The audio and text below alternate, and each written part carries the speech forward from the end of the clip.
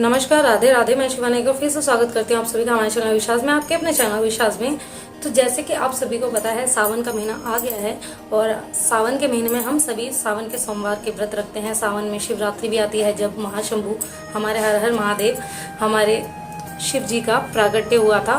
क्योंकि प्रागट्य मैं इसलिए कहूँगी, जन्म इसलिए नहीं कहूँगी, क्योंकि हमारे महादेव का ना शुरुआत है ना अंत है, ठीक है। तो वो बस प्रकट हुए थे, तो इसलिए मैं प्रकट कहना चाहती हूँ। इसी महीने में श्रद्धालु हरिद्वार जाते हैं, कांवर लेकर के आते हैं, शंभू पर हमारे महादेव पर शिवरात्रि पर जलाभिषेक करते हैं। जलाभिषेक का विशेष महत्व होता है सावन के महीने में। अगर आप चाहें तो वैसे भी आप कर सकते हैं, लेकिन सावन के महीने में विशेष महत्व बताया गया है। तो आज हम उसी पे चर्चा करेंगे कि सावन के सोमवार का व्रत कैसे करें, रुद्राभिषेक कैसे करें, क्या खाएं क्या ना खाएं, व्रत की विधि, शिवलिंग पर क्या चढ़ा सकते हैं क्या नहीं चढ़ा सकते, कैसे करें अपने महादेव को प्रसन्न। तो वीडियो में आगे बढ़ने से पहले मैं बस ये कहना चाहती हूँ कि अब तक चैनल को सब्सक्राइब नहीं किया तो सब्सक्राइब कर लीजिएगा, बेल बटन दबाना बिल्कुल ना भूलें ताकि नए वीडियो को नोटिफिकेशन आप तक आते रहे जल्द से जल्द। तो मैं आपको बताना चाहती हूँ कि जो भी व्रत की शुरुआत कैसे करते हैं, सबसे पहले तो ये बात करते हैं। तो व्रत की शुरुआत करेंगे हम सोमवार से। तो पहला सोमवार जो है 18 तारीख का पड़ रहा है। ऐसे ही करके पूर्णमासी से पूर्णमासी तक के बीच के जितने भी सोमवार आएंगे वो, क्योंकि पूर्णमासी से पूर्णमासी तक महीना शुरू और महीने का अंत माना जाता है। तो अभी 18 तारीख से जो पहला सोमवार पड़ रहा है पूर्णमासी के बाद, तो यानी कि कल, तो जब से सभी श्रद्धालु, सभी सावन में जो भी व्रत रखते सोमवार के सभी भक्तजन व्रत करेंगे। व्रत कैसे करेंगे मैं आपको बता देती हूँ। आप सुबह सबसे पहले घर की साफ सफाई कीजिएगा। उसके बाद में आप जो है अपना साफ स्वच्छ होकर के, स्वच्छ कपड़े पहन करके अपने जो भी मंदिर है हो सके तो उसकी सफाई कीजिएगा। उसके बाद आपको क्या करना है, अगर आपके घर में शिवलिंग है तो बहुत अच्छी बात है, नहीं तो आप मंदिर में जा कर के जो है अभिषेक कर सकते हैं और व्रत कर सकते हैं। और जो लोग कहते हैं कि घर में शिवलिंग नहीं रखना चाहिए, तो जी आप बिल्कुल रख सकते हैं। कौन से शिवलिंग रख सकते हैं मैं आपको बता देती हूँ। एक तो अंगूठे से ऊपर का आपको शिवलिंग नहीं रखना है। उसके बाद आप स्फटिक का शिवलिंग घर में रख सकते हैं, पारद का रख सकते हैं, और नर्मदेश्वर महादेव जी का शिवलिंग आप घर में रख सकते हैं। अगर कोई शिवलिंग आपके घर में नहीं है, मंदिर दूर है, तो आप मिट्टी का शिवलिंग भी बना करके उसकी पूजा कर सकते हैं। वैसे तो विधान है कि अंगूठे को भी शिवलिंग समझ करके आप जल अर्पित कर सकते हैं। तो वो तो सबको बहुत अजीब सा लगेगा जो कि मैं बता रही हूँ, लेकिन ये बात सच है। अगर आपको फिर भी नहीं कुछ समझ में आता तो आप किसी सुपारी को भी महादेव मान करके उनका अभिषेक कर सकते हैं, क्योंकि सुपारी को हम किसी भी देवी देवता के तौर पर मान करके पूजा कर सकते हैं। अगर हम अपनी भावना उसमें डाल दें कि हम आपका इस रूप में पूजन करना चाहते हैं, जैसे हम गणपति के रूप में सुपारी का पूजन करते हैं, नवग्रह के रूप में हम सुपारी को विराजित करते हैं, वैसे ही हम देवी के रूप में भी सुपारी को जो है स्थापित करते हैं। तो आप शिव शंभू महादेव को भी सुपारी के रूप में विराजित कर सकते हैं। अब बात आती है कि आप पूजा कैसे करेंगे। तो पूजा आप करेंगे, मंदिर में जाएंगे, आप शिवलिंग पर कोई भी नदी का जो भी जल जरूर डालें, यानी कि चढ़ाएं। तो आप उसमें जल में गंगा जल जरूर मिलाएं, और जो दूध चढ़ाते हैं वो आप तांबे के लोटे में ना चढ़ाएं, क्योंकि तांबे के लोटे में जो है दूध विष समान हो जाता है, तो आपको उसमें दूध नहीं चढ़ाना है। आप उससे जल चढ़ा सकते हैं, लेकिन अगर आप दूध चढ़ा रहे हैं तो आप कोई भी स्टील, चांदी या ब्रास का यानी कि पीतल का इस तरीके से ले सकते हैं। गोल्ड में इसलिए नहीं कहूँगी क्योंकि गोल्ड हर कोई अफोर्ड नहीं कर सकता। अगर आप कर सकते हैं तो बिल्कुल आप गोल्ड से भी चढ़ा सकते हैं। तो इस तरीके से अब मैं आपको बताती हूँ कि शिवलिंग पर जो ये सब किस लिए चढ़ाने की मान्यता है, जल किस लिए चढ़ाने की मान्यता है। समुद्र मंथन के समय आप सभी को पता है, जो भी समुद्र मंथन से जो भी विष निकला था वो हमारे महादेव ने ग्रहण किया था, जिसके कारण उनके शरीर का तापमान बहुत ज्यादा बढ़ गया था। जहर नीचे ना चला जाए, विष नीचे ना चला जाए, इसलिए माँ पार्वती ने उनके कंठ पर इस तरीके से हाथ रखा था, जिस वजह से उनका जो विष है वो कंठ में ही आके रुक गया, जिससे हम महादेव को नीलकंठ कहते हैं। इसी के बाद मैं आपको बता देती हूँ, जब उनके शरीर का तापमान बढ़ने लगा, क्योंकि ऑब्वियसली सी बात है कि जहर पिया है, चाहे भगवान है, लेकिन इतना सारा जहर जब उन्होंने पिया है, विष पिया है, तो उनको भी थोड़ा तो इफेक्ट करेगा ही। तो इसलिए फिर सभी देवी देवताओं ने उनका जो उन्हें जल पिलाया ताकि उन्हें ठंडक फील हो। उसके बाद भी जब कुछ असर नहीं हुआ, फिर उन्हें दूध पिलाया गया, कच्चा दूध। अब जैसे कि मैं आप सभी को बता दी, शिवलिंग पर कभी भी बॉयल दूध को आपको नहीं चढ़ाना है, ठंडा और कच्चा दूध होना चाहिए। तो उन्हें दूध पिलाया गया। उससे भी जब ठंडक थोड़ी ही शांत हुई, फिर उन्हें ऐसे ऐसे एक्सपेरिमेंट करते, जैसे कि हम किसी पेशेंट को सोचते हैं चलो घर में कुछ इलाज कर रहे हैं, चलो जी आप ये भी खा लो, आपको जुकाम हो गया, आप ये भी खा लो, ये भी खा लो। इस तरीके से उनको फिर दही भी खिलाया गया, शहद खिलाया गया और दूध खिलाया गया, घी खिलाया गया और शक्कर खिलाई गई, ताकि उन्हें ठंडक हो। ये सभी चीज़ों की ठंडक बनी रहे। घी में ठंडक नहीं होती, घी गर्म होता है, लेकिन इसलिए पिलाया गया ताकि जो उनका जो विष है वो स्किन से चिपके नहीं। कहते हैं ना कि कुछ भी अगर हम खा लेते हैं और हम घी पी लेते हैं तो इजीली मतलब हमारी ये कंठ की नली से क्लियर हो जाता है। बच्चों को भी घी खिलाया जाता है ताकि उनका पेट साफ हो सके। इस तरीके से तो अभिषेक के लिए पंचामृत हम बनाते हैं, ये सब चीजें मिश्रित करके।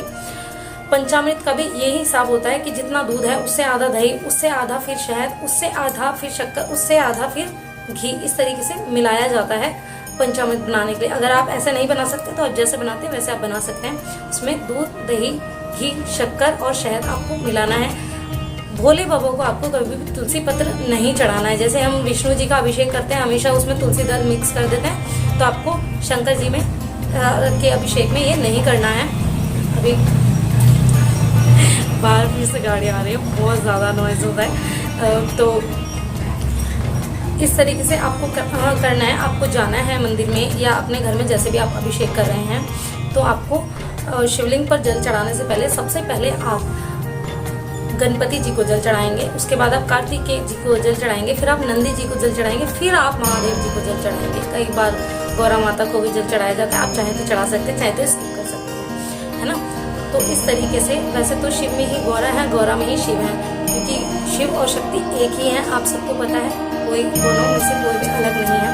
तो इसलिए आप इस तरीके से जलाभिषेक करेंगे। उसके बाद आप पंचामृत अभिषेक करेंगे। उसके बाद आप बेल पत्र, भांग, धतूरा जो भी है सब अर्पित करेंगे, पुष्प अर्पित करेंगे। उसके बाद आप गुड़ अर्पित करेंगे, क्योंकि सावन के महीने में अच्छा माना जाता है गुड़ खाना। आप गुड़ अर्पित करेंगे, फल अर्पित करेंगे, मिष्ठान अर्पित करेंगे।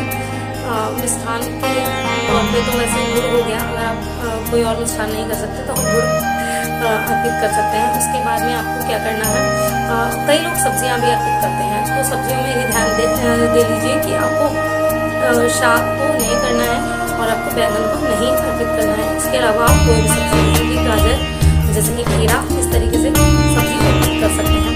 उसके बाद आपको क्या करना है, ये सब पहले तो अभिषेक कीजिए, फिर त्रिपुंड बनाइए। त्रिपुंड आप कैसे बनाएंगे, त्रिपुंड आप बनाएंगे सब कुछ पहले स्नान करवाया आपने, पंचमी स्नान कराया, फिर वस्त्र अर्पित कीजिए। वस्त्र आप कैसे अर्पित करेंगे, आप वस्त्र अर्पित करेंगे जो कलावे से, अगर आप चाहें तो कोई गमछा न्यू ले जा करके उनको कर सकते हैं। और गौरी और शिव का 3 बार आप इस तरीके से गठबंधन के तरीके से राउंड कलावे से कर सकते हैं, लेकिन आपको उसमें गांठ नहीं लगानी। कहते हैं कि उसमें गांठ नहीं लगानी चाहिए।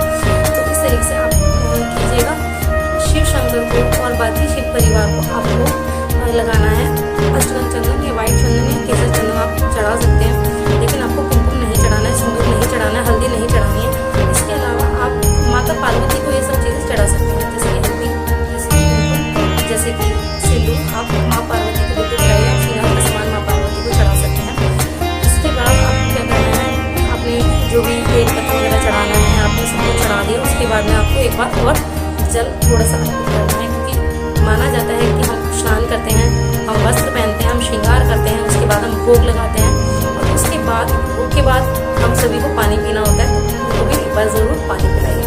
इस तरीके से हो गया आपका अभिषेक। आप चाहें तो श्रृंगी से अभिषेक कर सकते हैं। श्रृंगी के अभिषेक का ग्रंथों में बहुत महत्व बताया गया है, क्योंकि हमारे भोले बाबा को बैल, गाय अति प्रिय हैं और वो उनकी सींग से बनाया जाता था पहले। जैसे कि मैंने अभी श्रृंगी की वीडियो बनाया, बार बार कह रही हूँ, अभी तक नहीं जाके देखा तो मैं डिस्क्रिप्शन में लिंक डाल दूँगा, वहाँ से देख सकते हैं। तो आजकल वैसे नहीं मिलती है जल्दी से, तो आपके पास जो श्रृंगी है जिस धातु की, आप उससे भी अभिषेक कर सकते हैं, बस वो तांबे में नहीं होनी चाहिए। तो आपको इस तरीके से अभिषेक करना है। और जलधार टूटनी नहीं चाहिए, कोशिश कीजिएगा ऊँची जलधार और पतली जलधार चढ़ाइएगा, जल भी ठंडा चढ़ाइएगा, क्योंकि हमारे महादेव ठंडी चीज़ों से बहुत ज़्यादा खुश रहते हैं। तो ये तो हुआ जो भी पूजा का। फिर आप उनकी आरती कीजिएगा, हो सके तो सोमवार की कथा सुन लीजिएगा। अगर आप उस टाइम पे नहीं सुन सकते तो दिन की किसी पहले आप फ़ोन में लगा के, जैसे भी आपको समय मिले। अगर आप बहुत ज़्यादा बिजी शेड्यूल फॉलो कर रहे हैं तो आप इस तरीके से कर सकते हैं, क्योंकि व्रत के दिन पूरे ही दिन हम उसी भाव में रहते हैं, पवित्र भाव में रहते हैं। इसके बाद आप चाहें तो सभी लोग चाय वाय पी लेते हैं आजकल व्रत में, और चाय पी सकते हैं, दूध पी सकते हैं, लस्सी पी सकते हैं। इस तरीके से आप फलाहार से व्रत कर सकते हैं। कई लोग शाम में अन्न खा लेते हैं, आप चाहें तो पूरे दिन फलाहार करके शाम में अन्न खा सकते हैं अगर आप भूखे नहीं रह सकते हैं तो, या आप सिर्फ एक टाइम शाम को अन्न या फलाहार कर सकते हैं, जैसा आपका मन है। वैसे माना जाता है कि मीठा खाना चाहिए, लेकिन अगर आप मीठा नहीं खा सकते तो आप नमकीन भी खा सकते हैं। तो इस तरीके से आपको रखना है सोमवार का व्रत। और ऐसे ही आप शिवरात्रि का भी रूटीन फॉलो कर सकते हैं। बस शिवरात्रि में क्या होता है, हमारा व्रत रात को नहीं, दूसरे दिन को जा करके पारण किया जाता है। रात में भी हमें वही फलाहार करते हुए व्रत रखना है और मीठा करते हुए व्रत रखना है, क्योंकि भोले बाबा जो हैं वो माने जाते हैं बैरागी थे, और बैरागियों को जंगल में मिष्ठान ही मिलेंगे, वहाँ पे नमक मिर्च ये सब मसाला तो मिलने नहीं वाला। तो भोले बाबा जो खाते थे, हमें भी उनके शरण में रह के उस टाइम पे वही खाना चाहिए अगर हम उनके भाव में होना चाहते हैं तो। बाकी हमारी मर्जी है, कलयुग है, आजकल कुछ भी खाएं, बाकी आप अपने भाव से रखिए, बस मैं यही कहना चाहती हूँ। और जाते जाते आखिरी बात मैं आपको बताना चाहती हूँ, शिवलिंग पर आपको क्या नहीं चढ़ाना है। आपको काले तिल नहीं चढ़ाने हैं शिवलिंग पर, आपको टूटे हुए अक्षत नहीं चढ़ाने हैं, आपको सिंदूर नहीं चढ़ाना है, आपको बैंगन नहीं चढ़ाना। और उसके बाद आपको क्या करना है, जब पूजा आपकी पूरी हो जाती है, जाते जाते आपको शिवा मुट्ठी जिसे बोलते हैं वो चढ़ा के आनी। तो शिवा मुट्ठी में आपको पहले सोमवार जो है सफ़ेद चावल के लिए, चावल तो सफ़ेद ही होते हैं, चावल अर्पित करने हैं जो कि टूटे ना हो। दूसरे में सफ़ेद तिल अर्पित करने हैं, तीसरे में आपको साबुत मूंग, और चौथे में आपको जौ, और पांचवा अगर किसी सावन में आ जाता है तो आपको उसमें सत्तू अर्पित करना है। तो इस तरीके से आपको चारों पांचों सोमवार में शिवा मुट्ठी जरूर अर्पित करनी है। माना जाता है कि इससे आपकी पूजा सफल मानी जाती है। पूजा को सच्चे भाव से करिए, क्योंकि आडंबरों से ज़्यादा हमारे भाव मायने रखते हैं। बस मैं यही कहना चाहती हूँ। तो ये हुई वीडियो संपूर्ण,